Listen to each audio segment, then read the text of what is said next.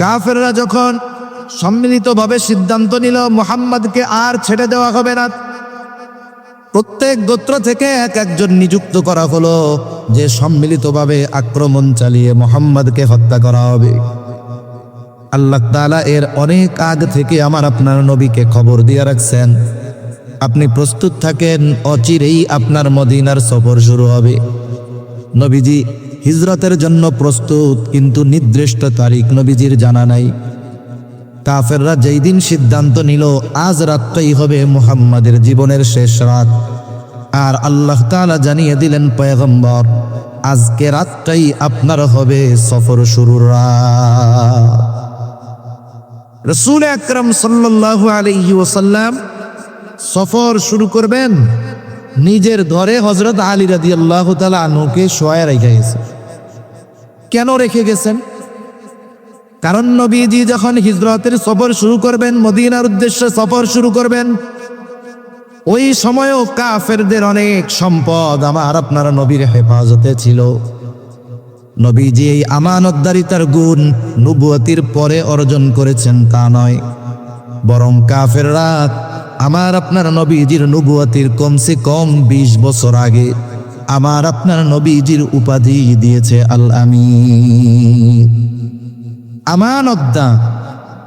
রাসূলুল্লাহ সাল্লাল্লাহু আলাইহি ওয়াসাল্লাম কাদের আমানত ফিরিয়ে দেওয়ার ব্যবস্থা করে সফর শুরু করেছেন? বলে যারা তাকে হত্যা করার জন্য ঘর ঘিরে রাখছে। রাসূল সাল্লাল্লাহু আলাইহি ওয়াসাল্লাম আলী রাদিয়াল্লাহু তাআলা আনহুকে বললেন, আলী, আমানতের বস্তুগুলো যথাযথভাবে প্রত্যেক হকদারের কাছে পৌঁছিয়ে দিয়ে এরপরে তুমি মদিনার উদ্দেশ্যে রওনা হবা। শত্রু চতুর্দিকে ঘিরে রেখেছে, শত্রুর সম্পদ নবীজির কাছে, অথচ চিন্তা করেন আমরা হলে কি করতাম? আমরা চিন্তা করতাম যারা আমাকে মারতে চায় এদের সম্পদ ফেরত দেওয়ার কি দরকার, এইগুলা নিয়ে গেলেই তো হবে। কিন্তু নবীজি ওই কঠিন সময়ও যাদের কারণে মক্কা ছেড়ে যাওয়া লাগতেছে, যারা নবীজিকে হত্যা করার জন্য চতুর্দিকে ঘিরে রেখেছে, তার দুশমনদের আমানতের বস্তু ফিরিয়ে দেওয়ার ব্যবস্থা না করে হিজরত শুরু করেন নাই। রাহমাতুল লিল আলামিন মুহাম্মাদুর রাসূলুল্লাহ সাল্লাল্লাহু আলাইহি ওয়াসাল্লামের উপর আমি আপনাদের খেদমতে পবিত্র কোরআনুল কারীমের একটা আয়াত ও রাসূল আকরাম সাল্লাল্লাহু আলাইহি ওয়াসাল্লামের অগণিত হাদিস থেকে একটা হাদিস পাঠ করেছি। আল্লাহ তাআলার কাছে তৌফিক চাই, আল্লাহ তাআলা কিছু কথা অল্প সময়ের মধ্যে আমাকে বলার সুযোগ করে দেন, যে কথাগুলো আমাদের সবার দুনিয়া এবং আখিরাতের জন্য কল্যাণকর হয়। সকলে জবান খুলে বলি আমিন। ওদিকে ট্যান লাগবে, ট্যানটা ঘুরাই দাও।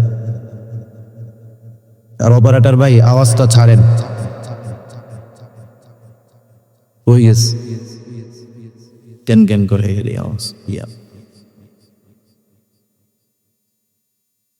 সম্মানিত উপস্থিতি, আপনাদের খেদমতে যে আয়াতখানা তিলাওয়াত করেছি, আল্লাহ সুবহানাহু ওয়া তাআলা উক্ত আয়াতের মধ্যে আমাদেরকে দুইটা উপদেশ দিয়েছেন। কয়টা উপদেশ? দুটো উপদেশ। এই আয়াতের তাফসিরে ইমাম শাফিঈ রাহমাতুল্লাহি আলাইহি বলেন, এই দুইটা জিনিস অর্থাৎ যেই দুইটা বিষয়ের ব্যাপারে উপদেশ আল্লাহ তাআলা দিয়েছেন, এই দুইটা বিষয় যদি কোনো মানুষের মধ্যে পরিপূর্ণ পাওয়া যায় তাহলে সে সফল মানুষ। যেই সমাজের মধ্যে পাওয়া যায় ওই সমাজের মানুষ সৌভাগ্যবান মানুষ। যেই দেশের মধ্যে পাওয়া যায় বলে সেই দেশের মানুষ সৌভাগ্যবান মানুষ। তাহলে যেই দুইটা গুণ অর্জন করলে ব্যক্তি, সমাজ, রাষ্ট্রের চেহারা পরিবর্তন হয়ে যায়, ভাগ্য পরিবর্তন হয়ে যায়, বলেন তো এই দুইটা গুণ যদি আমরা সকলে অর্জন না করতে পারি তাহলে আমাদের সমাজের, আমাদের রাষ্ট্রের ভাগ্য পরিবর্তন হবে না। তা আল্লাহ তাআলা এই আয়াতের মধ্যে কি বলেছেন? আয়াতটা বলার আগে, কথা শুরু করার আগে একটা শানে নজুল, এই আয়াত নাজিল হওয়ার কারণটা সংক্ষিপ্ত সারে যদি আমরা জানি, পরবর্তী কথা বুঝতে সহজ হবে ইনশাআল্লাহ। উসমান ইবনে তালহা, তার কাছে কাবা শরীফের চাবি ছিল। ভাই আওয়াজটা রিভার্ব দিয়ে ছাড়ে, আওয়াজটা কেন কেন না করে, টুইট কমান, সুন্দর আওয়াজ জানি কানে আস, এভাবে করে। উসমান ইবনে তালহার কাছে জাহেলিয়াতের সময় বাইতুল্লাহর চাবি ছিল। রাসূলুল্লাহ সাল্লাল্লাহু আলাইহি ওয়াসাল্লাম হিজরতের পূর্বে একবার উসমান ইবনে তালহার কাছে এই চাবি চাইলেন। সপ্তাহে 2 দিন দরজা খোলা হতো, মানুষজন ভেতরে যাইতো, ইবাদত করত। রাসূলুল্লাহ সাল্লাল্লাহু আলাইহি ওয়াসাল্লাম উসমান ইবনে তালহার কাছে যখন চাবি চেয়েছেন, সে দেয় নাই। হযরত আলী রাদিয়াল্লাহু তাআলা আনহু সাথে ছিলেন। উসমান ইবনে তালহার কাছ থেকে চাবি কেড়ে নিয়ে বাইতুল্লাহর দরজা খুলে দিলেন। নবীজি ভেতরে ঢুকলেন, ইবাদত করলেন, এরপরে বের হয়ে গেলেন। এই সময় নবীজি উসমান ইবনে তালহাকে উদ্দেশ্য করে বলতেছিল, উসমান ইবনে তালহা তখনও তো কাফের, ঈমান আনে নাই। বলতেছে, তালহা, আজকে আমি চাবি চাইলাম, তুমি আমাকে এই চাবিটা দিলা না, কিন্তু এমন একটা সময় আসবে যখন এই চাবি আমার নিয়ন্ত্রণে থাকবে, তখন আমি যাকে খুশি তাকে এই চাবি বহনের দায়িত্ব দিতে পারবো। উসমান ইবনে তালহা বলেন যে ওই সময় হিজরতের আগে যখন এই কথাটা মুহাম্মদ সাল্লাল্লাহু আলাইহি ওয়াসাল্লাম বলেছে, কথাটা আমার হৃদয় পর্যন্ত পৌঁছায় গেছে, যে উনি যেহেতু এই কথা বলেছেন, এটা বাস্তবে পরিণত হবে, কোনো সন্দেহ নেই। যদিও ওই সময় পর্যন্ত পরিবেশ যা মনে হচ্ছিল এটা অসম্ভব, কিন্তু যেহেতু মুহাম্মদ বলছে, এখন অসম্ভব মনে হলেও এটা একটা সময় বাস্তব হবে, এটা আমার দিলের মধ্যে গেঁথে গিয়েছিল। মক্কা বিজয় হলো, স্বাভাবিকভাবে বাইতুল্লাহর চাবি নবীজির হাতে চলে আসলো। উসমান ইবনে তালহাও ঈমান এনে ফেলছে।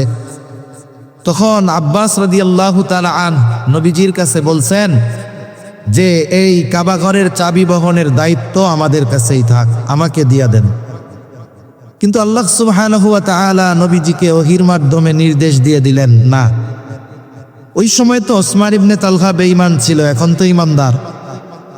আপনি এই চাবি বহনের দায়িত্ব উসমান ইবনে তালহার হাতেই প্রদান করে দেন। আল্লাহ তাআলা কি বলেন? আল্লাহ তাআলা বলেন, ইন্নাল্লাহা ইয়া'মুরুকুম আন তু'আদ্দুল আমানাতি ইলা আহলিহা ওয়া ইযা হাকামতুম বাইনান নাসি আন তাহকুমু বিল আদল। আল্লাহ রাব্বুল আলামিন বলেন, নিশ্চয়ই আল্লাহ তোমাদেরকে আদেশ দিচ্ছেন, ইন্নাল্লাহা ইয়া'মুরুকুম, কি আদেশ? বলে, আন তু'আদ্দুল আমানাতি ইলা আহলিহা, যে আমানত তার হকদারের কাছে ফিরিয়ে দাও। ভাই আওয়াজটা একটু ছাড়েন, আওয়াজটা টনটন করেন, বেশ তোমার আওয়াজ ছাড়েন পুরো। আল্লাহ রাব্বুল আলামিন বলেন যে আমানত তার হকদারের কাছে ফিরিয়ে দাও। কোরআনুল কারীম হলো এমন এক কিতাব, আল্লাহ তাআলা যখন কোরআন নাজিল করেন, যদি কোনো শব্দ আগে থাকে পরে থাকে, শুধু ওই শব্দের শাব্দিক অর্থই থাকে এমনটা নয়, বরং ওই শব্দ আগে পিছে আসার পেছনেও কারণ আছে। আবার কোথাও কোথাও আল্লাহ তাআলা এক বচন, দ্বিবচন, বহু বচন ব্যবহার করে। এইটা এক বচন, দ্বিবচন, বহু বচন হওয়ার পেছনেও কারণ আছে। সাধারণত আমরা অনেক সময় মনে করি আমানত বিষয়টা হলো মানুষের সম্পদ আমার আপনার কাছে রাখলো, আর এই সম্পদ যথা সময়ে ফিরিয়ে দেওয়া, এটাই মনে হয় বড় আমানতদারিতা। কিন্তু আল্লাহ রাব্বুল আলামিন এই আয়াতের মধ্যে আমানত শব্দটিকে বহুবচন হিসাবে এনেছেন। তার মানে মুফাসসিরিনে কেরাম বলে, আমানত একটি বিষয়ের সাথে সম্পৃক্ত বিষয় নয়, বরং আমানতদারিতার অনেকগুলো দিক রয়েছে। এই আয়াতে মূলত আল্লাহ তাআলা দায়িত্বকেও আমানত হিসাবে অভিহিত করেছেন। দায়িত্ব আমানতের অংশ। আর রাসূল সাল্লাল্লাহু আলাইহি ওয়াসাল্লাম সর্বক্ষেত্রে ঈমানদারদেরকে আমানতদার হওয়ার ব্যাপারে উদ্বুদ্ধ করেছেন। রাসূলুল্লাহ সাল্লাল্লাহু আলাইহি ওয়াসাল্লাম বলেন, লা ঈমানা লিমান লা আমানাতা লাহ। নবীজি বলেন, যার মধ্যে আমানতদারিতা নাই তার ঈমান নাই। কারণ আমানতহীনতা এটা মুমিনের কর্ম হতে পারে না। আমানতের খেয়ানত এটা কোনো মুমিনের কর্ম হতে পারে না। সেই জন্য যে খেয়ানতকারী সে প্রকৃত মুমিন নয়। আর মুনাফিক হলো, তার আলামত হলো খেয়ানত করা। এই জন্য রাসূল আকরাম সাল্লাল্লাহু আলাইহি ওয়াসাল্লাম মুনাফিকের আলামতগুলো আমাদেরকে জানিয়ে দিয়ে বলেন, যতগুলো আলামত মুনাফিকের, এর মধ্যে অন্যতম হলো ইদা তুমিনা খানা। মুনাফিকের কাছে আমানত রাখলে মুনাফিক আমানতের খেয়ানত করে। আর মুমিন জীবন দিয়ে হলেও আমানতের হেফাজত করে। আমরা এমন এক আমানতদার নবীর উম্মত। কাফেররা যখন সম্মিলিতভাবে সিদ্ধান্ত নিল মুহাম্মদকে আর ছেড়ে দেওয়া হবে না, প্রত্যেক গোত্র থেকে এক একজন নিযুক্ত করা হলো যে সম্মিলিতভাবে আক্রমণ চালিয়ে মুহাম্মদকে হত্যা করা হবে। আল্লাহ তাআলা এর অনেক আগ থেকে আমার আপনার নবীকে খবর দিয়ে রাখছেন, আপনি প্রস্তুত থাকেন, অচিরেই আপনার মদিনার সফর শুরু হবে। নবীজি হিজরতের জন্য প্রস্তুত, কিন্তু নির্দিষ্ট তারিখ নবীজির জানা নাই। কাফেররা যেই দিন সিদ্ধান্ত নিল আজ রাতটাই হবে মুহাম্মাদের জীবনের শেষ রাত, আর আল্লাহ তাআলা জানিয়ে দিলেন পয়গম্বর, আজকে রাতটাই আপনার হবে সফর শুরুর রাত। রাসূল আকরাম সাল্লাল্লাহু আলাইহি ওয়াসাল্লাম সফর শুরু করবেন, নিজের ধরে হযরত আলী রাদিয়াল্লাহু তাআলা আনহুকে শোয়ায় রেখে গেছে। কেন রেখে গেছেন? কারণ নবীজি যখন হিজরতের সফর শুরু করবেন, মদিনার উদ্দেশ্যে সফর শুরু করবেন, ওই সময়ও কাফেরদের অনেক সম্পদ আমার আপনার নবীর হেফাজতে ছিল।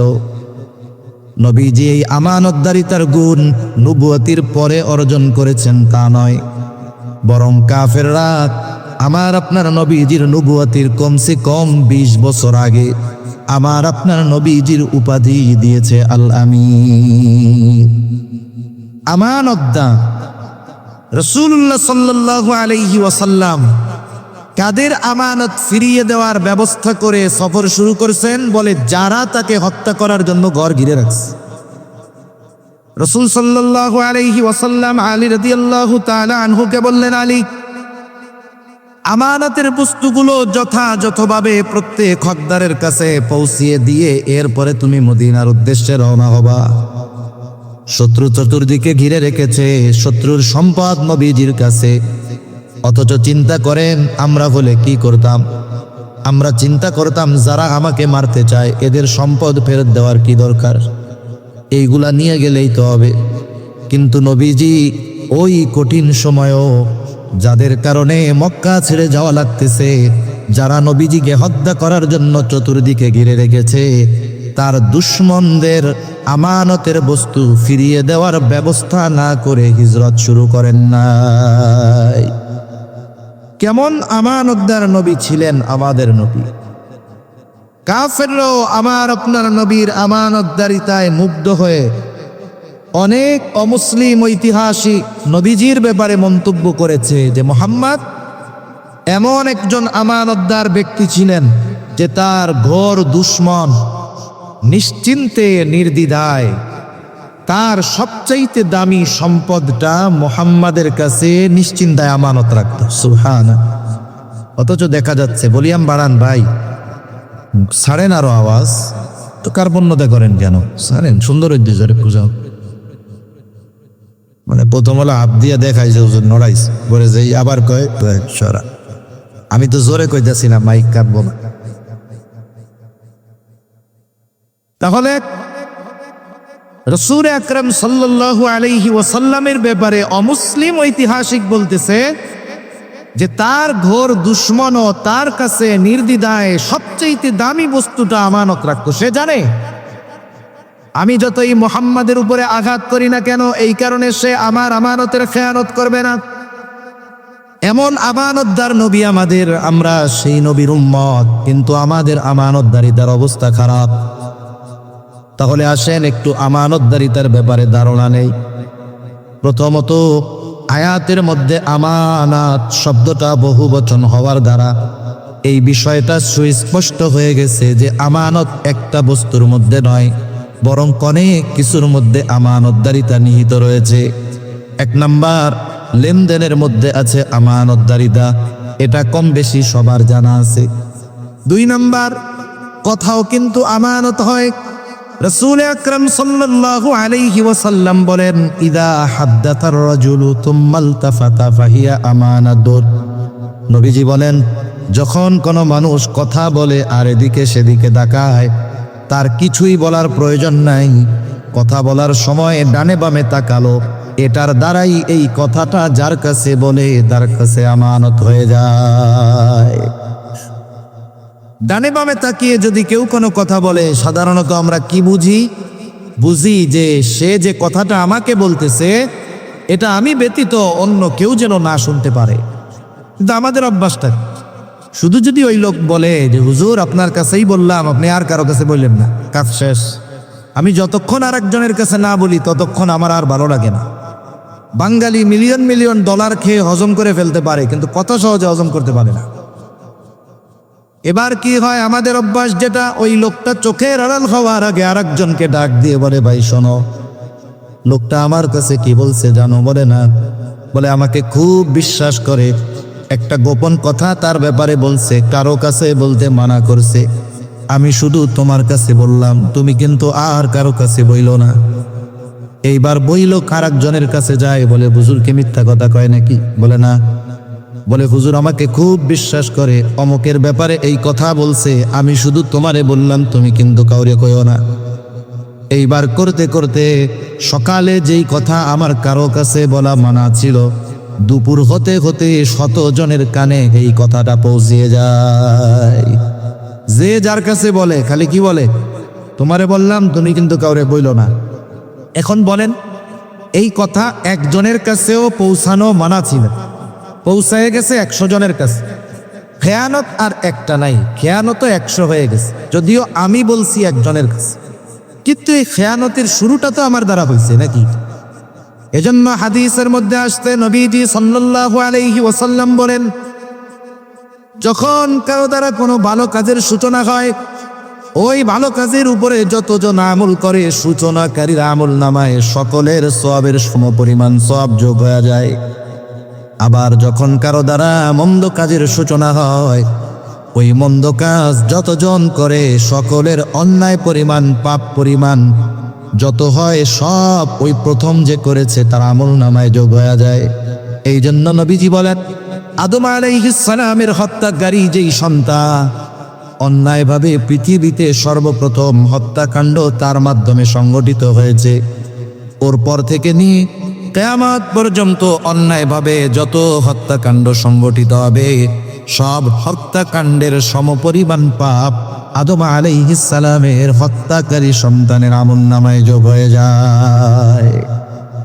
এজন্য কথাও আমানত হয়, কারণ অনেক কথা আছে, ওই কথাগুলো মানুষ আমার আপনার কাছে বলে, কথার কথা, ছেলে মেয়ে কথা শুনে না, মাদকাসক্ত, ওয়াইফ ভালো না, ক্যারেক্টার ভালো না, এই গোপন কথাগুলো অনেক সময় মানুষ আমার আপনার কাছে বা যাকে সে বিশ্বাস করে তার কাছে এসে বলে। তার কাছে এসে বলে, চিন্তা করে আমার এই কথাটা কেউ জানবে না, কারণ কষ্টের কথা যদি আরেকজনের কাছে বলা যায়, দিলটা একটু হালকা হয়। এই কথা যদি মানুষের কাছে মাইক লাগিয়ে বলে, তাহলে সে লজ্জায় রাস্তায় বের হতে পারবে না। এখন আমি আপনি যদি তার এই কথাগুলো সমাজের মানুষের কাছে প্রকাশ করে দেই, এই যে তার দোষ ত্রুটি অথবা তাকে যে লজ্জা দিলাম, এটা কি ঠিক হইল? ঠিক হলো না।